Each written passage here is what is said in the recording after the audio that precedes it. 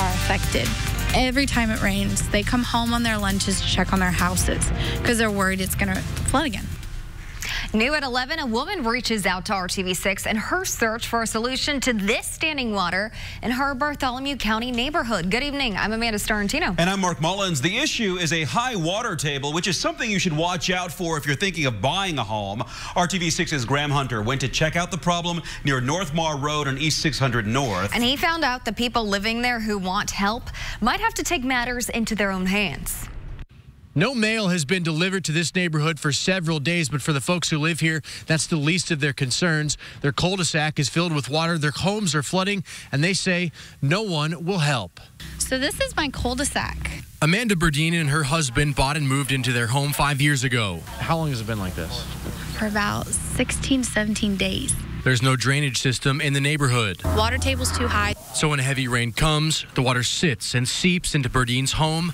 Her daughter found the problem first. One of them came down to grab a book and stepped by their bed and stepped in the water. The entire family of 6 now lives in the upstairs of their tri-level home.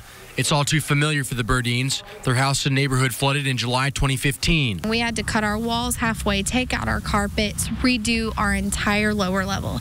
Cost us all in all about $25,000. They just paid off the debt last month. We tried to apply for flood insurance and we were denied. Because the neighborhood is not technically in a floodplain.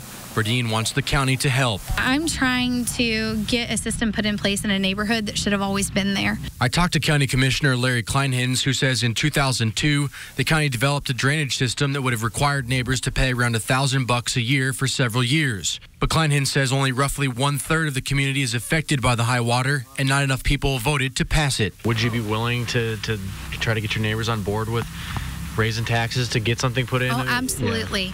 I think people, if you have the choice between raising your taxes to pay for something that should have already been there, or to just redo your house every 3 years, everybody is going to go with the raising of your taxes.